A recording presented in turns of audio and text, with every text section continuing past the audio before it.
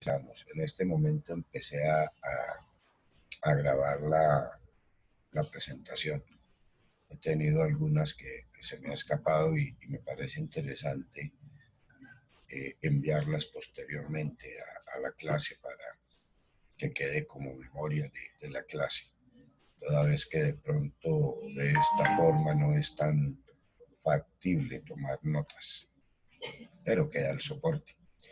Bueno, a los que ya están conectados, pregunto, ¿tuvieron oportunidad de mirar el documento que enviamos? O que envié más bien. Señor, Perfecto, caballeros.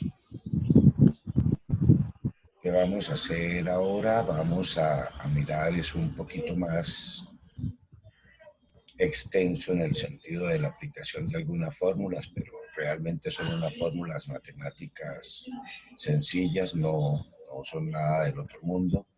Es de pronto más bien poner un poquito de atención en el tema. Entonces, en ese sentido, la idea, pues, repito, es de pronto mirar esas fórmulas. Voy a ir comentando, muchachos, algo que me llama la atención y de pronto, bueno, primero una cosa y es en 40 minutos muy probablemente se corte la comunicación, volvemos y nos conectamos, por favor, de manera que podamos terminar. Y pienso enviar algunos ejercicios, tanto de cálculo de ruedas dentadas como de cálculo de engranajes, visto desde el neto concepto de cálculos de fabricación y cálculos de transmisión de movimiento. Por ahora no nos vamos a adentrar en el cálculo de transmisión de potencia. Ya les había comentado, para estos cálculos pues faltan algunas cositas más, un par de materias más, dentro de ellas resistencia de materiales. Resistencia de materiales para poder analizar esas cargas que se presentan en los dientes. Listo. Quiero comentar algo, casi siempre me gusta empezar la charla con algún temita digamos, independiente a la clase. Y es, muchachos, digamos que está el tema de la contingencia, que incluso muy probablemente se extienda en el tiempo.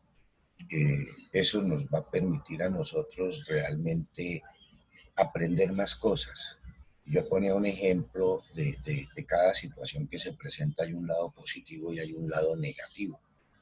Para el evento podríamos decir, y puse ayer con unos estudiantes hablando del tema, el ejercicio de alguien se gana el baloto. Inmediatamente lo primero que se piensa, solucionó todos sus problemas. Hombre, ese es el lado positivo y se ve muy interesante. ¿Y qué pasa si se mira por la situación de orden público que atraviesa el país, que ha vivido el país durante más de 50 años, y esa persona piensa, miércoles, me gané el baloto y me volví secuestrable? Ahora me vuelvo objetivo de los grupos al margen de la ley. Sí, evidentemente se ganó el baloto y él quiso observar la situación negativa. Y pueden presentarse condiciones negativas y positivas en todo suceso que se presente. Bajo ese esquema viene, se nos está permitiendo esta emergencia sanitaria que atraviesa el país en una posibilidad de aprender diferente. Tal vez, y me parece a mí, a ustedes los estudiantes o los jóvenes les va a quedar un poco más fácil, son un poco más, si me permiten la palabra, atrevidos en los temas de tecnología. Nosotros los viejitos pues se nos dificulta un poco más el tema a veces, pero definitivamente, si lo queremos ver de esa forma, es una oportunidad de aprendizaje que estamos teniendo. Es una nueva oportunidad, vamos a aprender nuevas metodologías y de hecho en algún proyecto que estoy formulando estaba mirando y Santander es líder a nivel de uso de TICs y de aplicativos, o más bien a nivel de desarrollo a nivel nacional. Es líder en TIC. Nosotros pues no podemos ser ajenos a esa situación, y a nivel mundial pues se han sucedido muchos cambios que han llevado a estas tecnologías. Entonces aprovechemos al máximo el tema. Otra situación que se presenta a estudiantes, caballeros, es que Pues yo no contaba con correo institucional, de pronto no pensar que por responsabilidad de la universidad, la verdad no me lo habían asignado, pero yo tampoco lo había requerido en poco más de 5 años que llevo con la institución.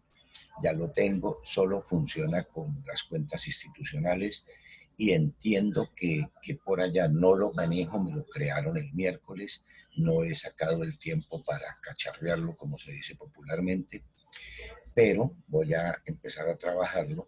Me dicen que a través de él se pueden hacer videollamadas que no se cortan, tiempo ilimitado, con hasta 200 participantes.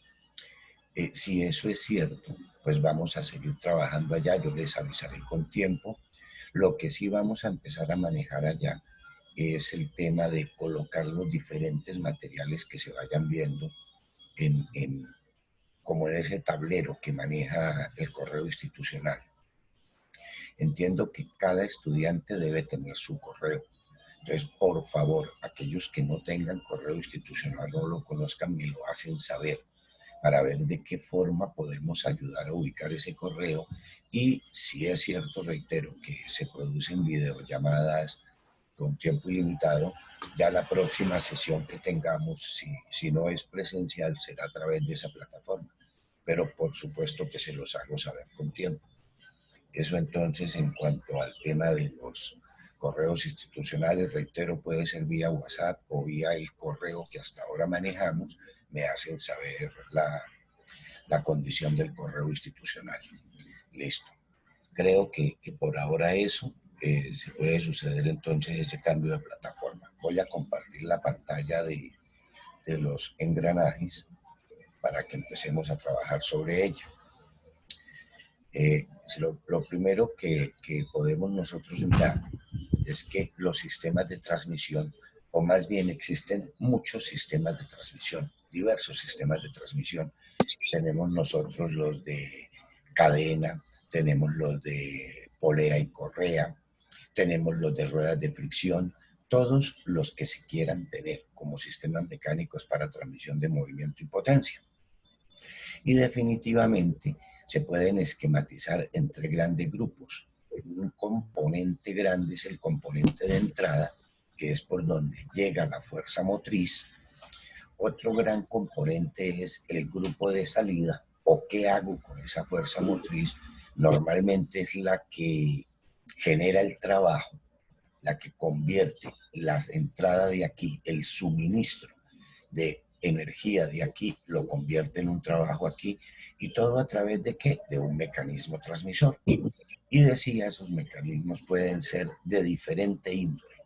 Reitero, desde ruedas dentadas, desde poleas y correas, discos de fricción. Vamos a pensar un poquitico en el sistema de freno, bien sea tambor o disco, que tenga nuestra moto o nuestro vehículo. ¿Qué es eso? Unas ruedas de fricción. Realmente, si pienso un poquito en el disco, se cierran sobre el disco las mordazas del freno y produce una sensación, una sensación de frenado. Quita una potencia. Listo, ahí estoy usando un mecanismo transmisor. También podría pensar en los frenos de campana o de zapata, que sucede lo mismo. Al activar el pedal del freno, dentro de la campana hay unos elementos, normalmente eran en asbesto, ya han ido cambiando, que se expanden por el accionar de un cilindro hidráulico, generan una fricción y ahí hubo un movimiento, una transmisión de movimiento, incluso de potencia, desde la potencia con que el conductor aplicó el freno hasta la potencia que llega, bien sea al freno de campana o al freno de disco. Listo, tendríamos eso. Ese mecanismo transmisor, que puede ser de diversas formas, para nosotros lo vamos a centrar en engranajes. Engranajes entonces son un acoplamiento de dos o más ruedas dentadas. Y ya en la sesión anterior habíamos visto eh, que estas ruedas dentadas presentaban una serie de características y la habíamos visto netamente desde el ámbito de la fabricación de la rueda. Allá habíamos comentado que hay otra serie de cálculos que son los cálculos de potencia que por ahora, reitero, no nos atañen a nuestro grupo. Esas ruedas dentadas para que generen el movimiento o la transmisión de movimiento y potencia, deben cumplir unas ciertas características, y dentro de ellas está en que deben tener el mismo tamaño de diente. Ojo, no la misma cantidad de dientes cada rueda, el mismo tamaño de diente. El mismo tamaño en el sentido de que uno enganche con el otro y arrastre, porque definitivamente desde el mecanismo motriz se va a producir a través de este mecanismo transmisor un arrastre para generar un movimiento de cualquier especie en el mecanismo de salida o en el grupo de salida.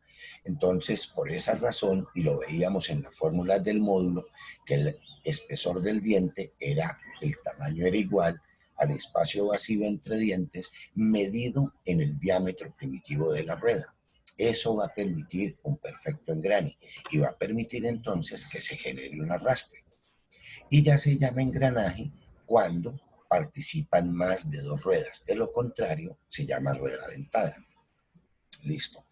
Mirando así traemos aquí citamos un ejemplo sencillito, es el de una bicicleta.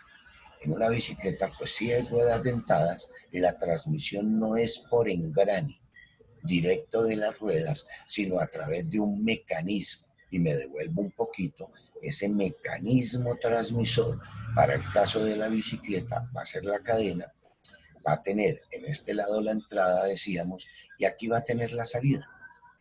La entrada es una fuerza motriz, en este caso producida por las piernas del peludo que se sienta a darle pedal, que se sienta a entregar su fuerza ahí, y va a generar finalmente un trabajo en el piñón trasero.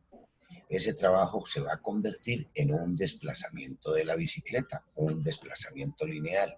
Y ahí obtenemos entonces una especie de funcionamiento de ruedas dentadas cuando están diseñadas para trabajar con cadena. Listo. Eso entonces en cuanto a un sistema. Hay muchos más, hay muchos más. ¿Se pueden hacer por una fresadora? Sí, señor. La pregunta de si se pueden hacer por fresadora, sí, señor. Existen diferentes tipos de fresas, fresas para diferentes tipos de engranajes. Ellas vienen ya con una determinada forma, y esa forma corresponde a la forma del diente. Entonces la respuesta es sí. También se pueden hacer por fundición, pero en fundición tienen varios inconvenientes. O es una fundición muy fina, de manera que el elemento salga limpio de rebabas. De lo contrario, va a implicar que posterior a la fabricación tenga que hacerse un rectificado o una limpieza de esas impurezas que quedan del proceso de fundición. También se pueden hacer plásticos. De hecho, ya se usa mucho engranaje plástico. Y lo vemos nosotros, no sé si alguno de ustedes ha tenido oportunidad de desarmar un carrito, un juguetito de esos de tracción, bien sea de cuerda, bien sea de, ¿recuerdas? Un fleje que se arrolla y después devuelve la energía, o que definitivamente traen una cajita de engranajes plásticos. Esos dientes plásticos sí son por un sistema de inyección. Listo. Entonces, hay diversos tipos dependiendo de lo que se quiera, y también va a depender de la potencia a transmitir, la potencia y la velocidad, que las dos condiciones generan, uno, tamaño de diente, y dos, material, o más bien características físicas y mecánicas del material para fabricar ese diente, que al final, al ponerlos todos sobre un aro, se me convierte en una rueda dentada, y al engancharlo con otro se me convierte en un engranaje. Listo. Seguimos por aquí, y entre esos engranajes existen de diversas clasificaciones. Existen los de movimiento circular, que son todos aquellos o los más conocidos que pueden transmitir movimiento, entrada circular con salida circular. Ojo, aquí sería suponiendo este el de entrada, este el de salida, este es el mecanismo, y aquí voy a entregar para hacer un trabajo. Aquí tengo la fuerza motriz. Aquí tenemos de dientes rectos, cilíndrico de dientes rectos, cilíndrico de dientes cónicos, cónico de dientes rectos, podríamos tener episicloidales, cónicos de dientes helicoidales, podríamos tener de diferentes tipos de engranajes, pero lo importante o la clasificación como la queremos ver aquí es según el movimiento, y aquí es movimiento circular. También tenemos los de movimiento lineal.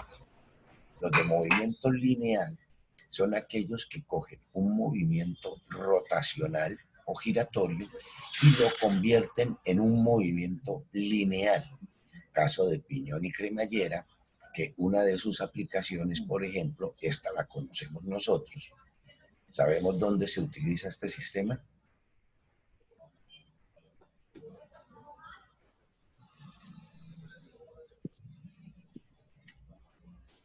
¿Alguno que conteste ahí dónde lo encontramos? Los que trabajaron la fresadora.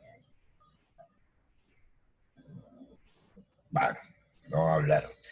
Están muy tímidos hoy los muchachos. Vamos a suponer, recordemos un poco la fresadora.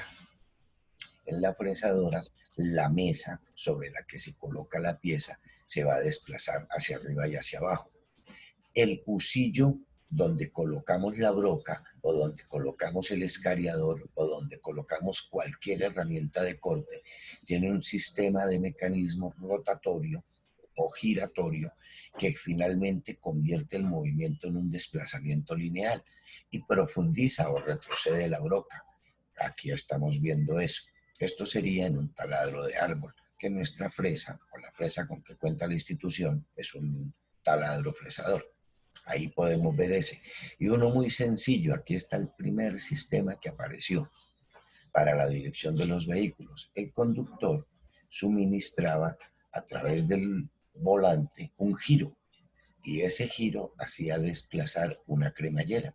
Y a través de unas juntas fijas, unas juntas universales ubicadas aquí, el movimiento de desplazamiento se convertía en un movimiento rotacional y hacía que las llantas se curvaran a uno u otro lado, depende de donde quisieran.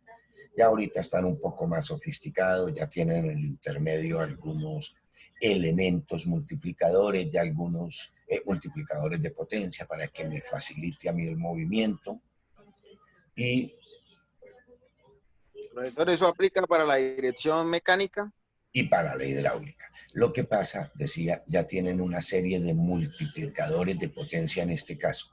Ya en las direcciones hidráulicas, cuando yo muevo la dirección, hay algunos sistemas que son de una bomba, acciono una bomba, doy paso en un sentido o paso en el otro, ella mueve un sistema rotacional y ese rotacional desplaza un sistema de movimiento lineal. Entonces, sí, señor, puede ser uno de los sistemas que se monta. Y a través, repito, el sistema hidráulico lo que hace es multiplicar la fuerza que el conductor imprime sobre el volante o facilita pues el movimiento. Se sirve para ayudar con la fuerza. Lo mismo que sucede, o muy similar a lo que sucede en el búster o el auxiliar de frenado con que cuentan los vehículos. Ellos están conectados a una cámara de vacío del motor y cuando el conductor aplica el pie sobre el pedal del freno, ese sistema multiplica la fuerza a través de un sistema hidráulico que llega a las zapatas o a las pastillas, a las mordazas de freno. Esos son multiplicadores, pero el sistema sigue funcionando igual. Ahorita que adelantico vamos a ver un videíto del sistema de la diferencial de los vehículos para mirar un poco cómo es enganche de esos engranajes y cómo multiplican fuerza, cómo compensan patinaje. Ya lo pasamos a mirar. Entonces vamos en clasificación según el movimiento circular, según movimiento lineal, ingresa un movimiento circular, sale uno lineal o un movimiento alternativo. En este caso, este es un motor de combustión interna, el movimiento alternativo no va de este tren de poleas hacia los cilindros y pistones, no, se produce es al contrario. Viene aquí una explosión, viene un desplazamiento de cilindros. En este punto definitivamente lo que tengo es un movimiento alternativo reciprocante, sube y baja cada uno de ellos según los 4 tiempos de la combustión interna. Y ese movimiento alternativo lo voy a convertir en un movimiento rotacional o un movimiento giratorio. Ese movimiento giratorio por este lado se va a acoplar al embrague y a la transmisión.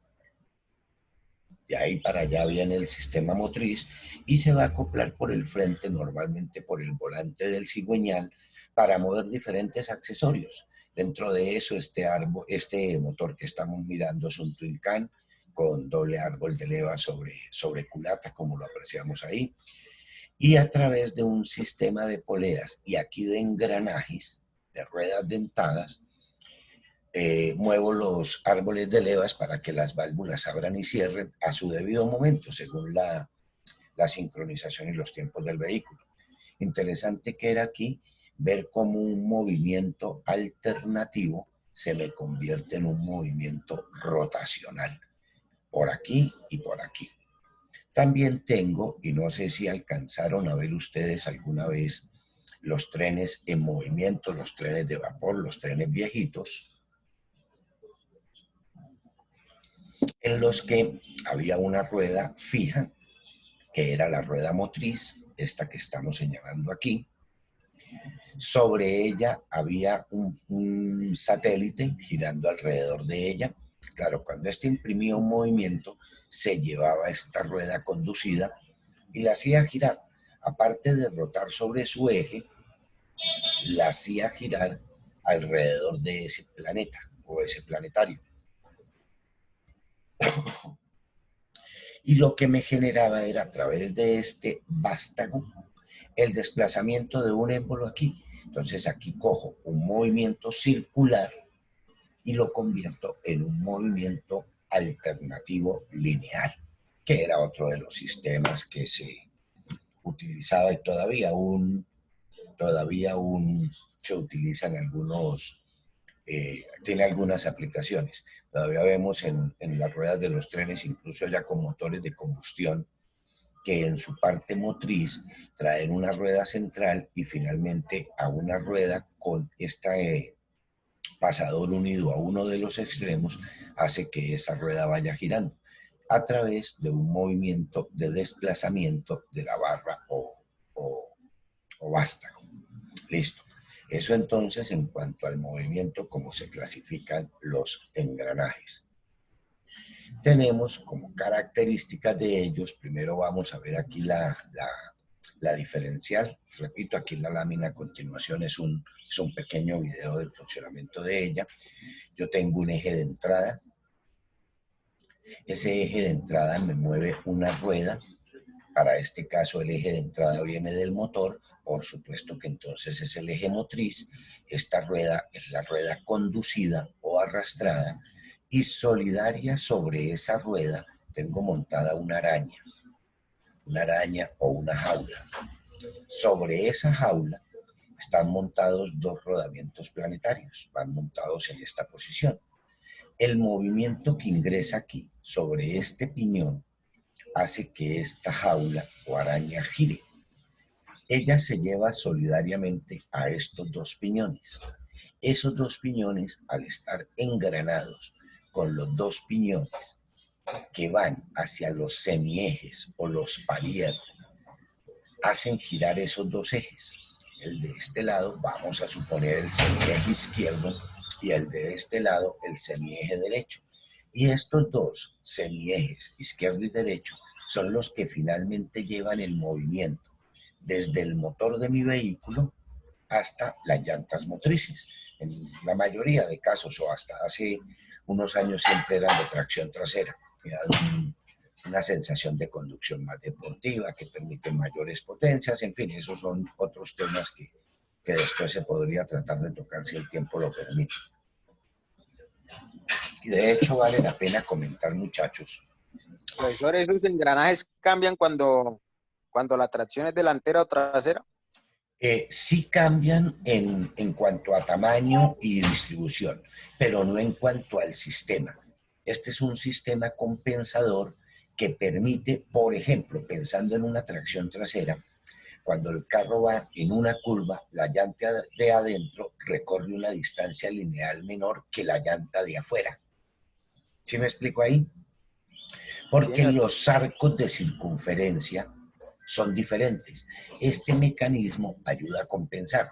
Cuando es de tracción delantera, el mecanismo es similar porque también la llanta izquierda, si mi curva es a la derecha, la llanta derecha recorre una circunferencia menor. Entonces debe de alguna forma compensar, descontar movimiento de esta y transmitir más movimiento a esta.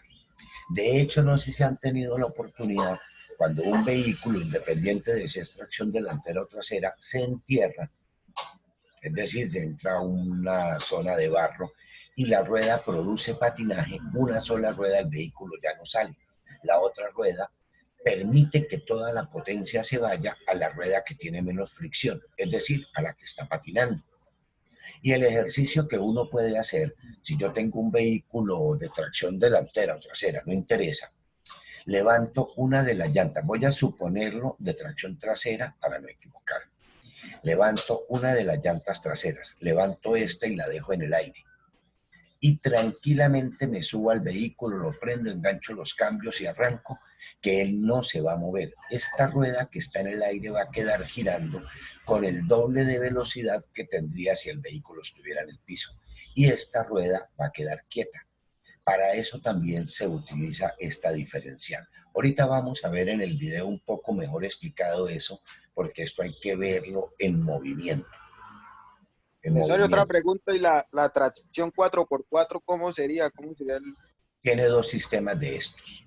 Eventualmente se puede presentar de dos formas. Dos cajas independientes, dos transmisiones independientes, y yo engancho, normalmente manejo el vehículo en tracción de 4x2, entro a un destapado o a una zona que requiera la tracción doble y engancho la segunda caja. En otras ocasiones, cuando es una caja sencilla, una sola caja para las dos, de este eje primario, cuando engancho lo que llamamos la doble, cuando la engrano, este eje a su vez mueve otro eje aquí, movería otro eje con otro sistema de transmisión que va para la tracción delantera. Entonces, con un mismo eje de fuerza motriz, muevo los dos ejes, el delantero y el trasero. Cuando tiene doble caja, pues cada uno tiene una salida así desde el motor, que es el único que tiene potencia en el movimiento de los carros. De esa forma puedo lograrlo. Ya vinieron varios sistemas y de hecho a mí me encanta observar este sistema en el sentido que han pasado los años desde 1800 y punta que hicieron el primero a la fecha, este sistema no lo han podido cambiar. Le han puesto control de tracción, le han puesto antiderrape, le han puesto control de arranque en pendiente, todo lo que se quiera le han puesto. Pero como tal el mecanismo mecánicamente sigue siendo igual. Listo. Eso entonces en cuanto a la forma de movimiento. Y miremos que este, referido a la lámina anterior, es un movimiento circular, que tiene un montón de movimientos, sí, pero miremos que el eje de entrada rota, ya me avisó que me quedan 10 minutos, el eje de entrada rota, el eje de la jaula o araña rota, el eje de los planetarios rota, el eje de los satélites rota o de los semiejes rota, todos son movimientos eh, circulares. Cuando hay un carro que tiene arranque asistido, ¿eso está moviéndose cuando, no, cuando está funcionando ese arranque asistido? ¿Cómo es ese? No, esto está siempre quieto cuando el vehículo está quieto. Pero hay unos Siempre. vehículos que, por ejemplo, están en una subida y ellos no hay que, por ejemplo, para arrancar no necesita estar frenado, sino que él tiene como un asistido que no deja ir el carro para atrás, digámoslo así. Sí, señor. Tiene un rotámetro. Él controla la inclinación del carro y según eso activa un sistema previo de potencia que compensa la fuerza que se produciría por el deslizamiento a través de la gravedad. La gravedad es la que va a hacer que mi carro se regrese. Él la compensa con un sistema independiente. De manera Digamos, que, es una inteligencia artificial. más o menos, conoce de pronto el sistema que llamaban retardo en los camiones pesados. Esos vehículos con sistema de freno, cuando uno tenía que arrancarlos en pendiente, no sé, voy a decir un tractocamión con 40 toneladas encima, si yo lo arrancaba de una, podría, cuando él se desliza y lo arranco, romper un eje, porque se producen unos esfuerzos contrarios y podría romper el eje.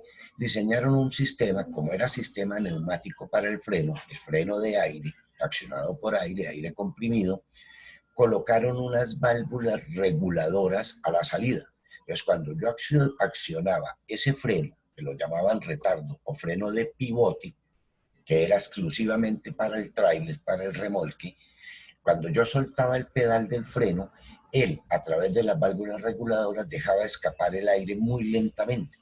Entonces mi sistema de freno no desacoplaba realmente y ya me permitía a mí, con los dos pies, accionar acelerador y embrague y producir el arranque sin que se presentara deslizamiento. Ese es otro sistema. El que usted me habla electrónico es un sistema de compensación de potencia que depende de la inclinación del vehículo. Él hace una helicoidales, esta pregunta sí la conozco. Él hace una compensación de esas fuerzas. Le daría la gravedad, la masa del vehículo y cuánta fuerza tendría si está inclinado, digo cualquier cosa, 30 grados. Y la compensa a través de un sistema de movimiento. Helicoidales, preguntan por aquí, helicoidales sí, es cuando estos dientes no son paralelos al eje de giro, es decir, de pronto el diente, vamos a mirar empieza aquí y termina aquí, entonces el diente viene con una pequeña curvatura, esos son los dientes helicoidales, y puedo tener engranajes cónicos rectos, como este caso, o cónicos helicoidales que aumentan la potencia, vamos a suponer que en esta inclinación, en esta que señalo con el mouse. Aumentan la potencia, disminuyen el ruido, aumentan la capacidad de arrastre, toda esta serie de cosas. Helicoidales, y pueden ser en los rectos también, engranajes rectos también hay helicoidales.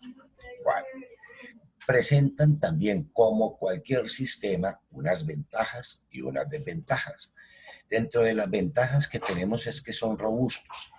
A partir de un buen cálculo, ya no de fabricación, sino de potencia, yo encuentro entonces que puedo transmitir grandes potencias, grandes cargas. Volvemos al caso, en este sistema que es igual en un carro, a un automóvil, que en una tractomula, es igual, a través del ancho de diente, yo podría, mire que podemos, no podría, puedo arrancar los dos diferentes vehículos y la transmisión de potencia es diferente. La transmisión de movimiento es la misma, es el mismo sistema, pero en potencia es distinto. Entonces permiten eso. Robustos porque son sistemas fuertes, funcionan en espacios reducidos.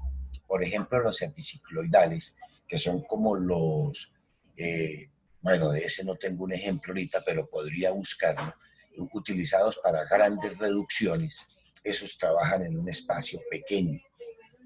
No generan deslizamiento, no se desplaza un diente sobre otro. En una transmisión correa-polea sí voy a tener deslizamiento de la correa sobre la polea. Entonces no garantizo el sincronismo de movimiento. Es decir, si yo requiero que esta rueda dé 40 vueltas mientras esta da una, en un sistema de engranajes o transmisión por cadena lo logro.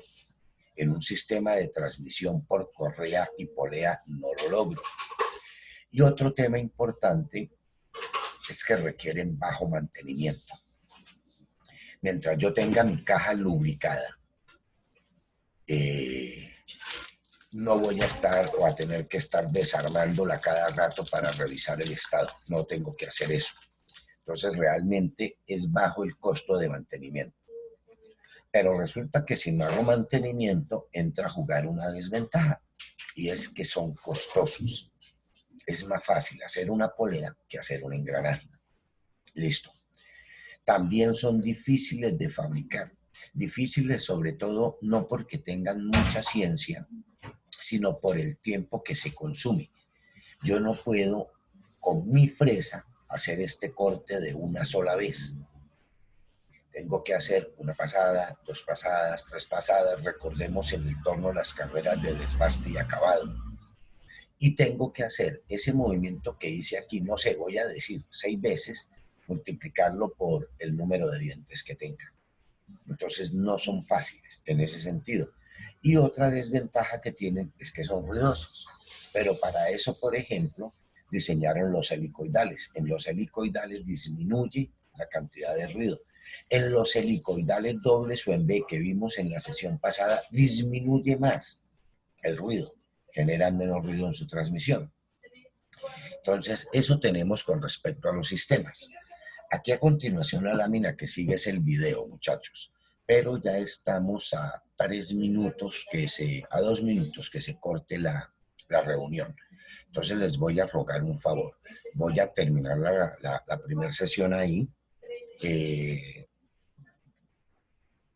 Me dan 5 minutos más o menos que se me demora grabando el video para poderlo grabar y reinicio. En 5 minutos, 4 minutos más o menos vuelvo a conectar. Si hay preguntas hasta aquí, las hacemos que nos podemos devolver. Permítame un segundo para la respuesta de los helicoidales que preguntó alguien ahorita. Se me perdieron. Estos son engranajes helicoidales cilíndricos. Para quien me preguntaba, veo la inclinación de los dientes. Los dientes no van paralelos a la flecha o eje, van con una ligera inclinación.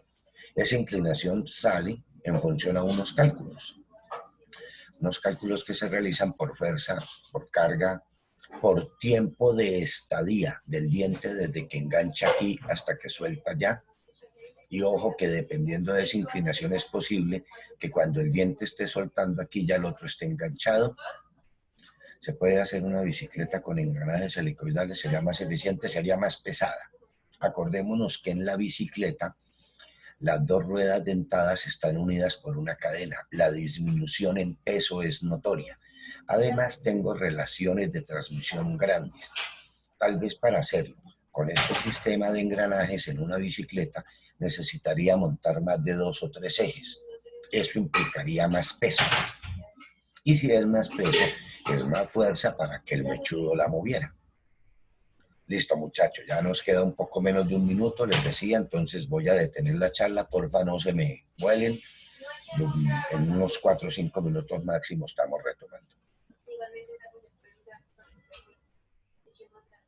Parar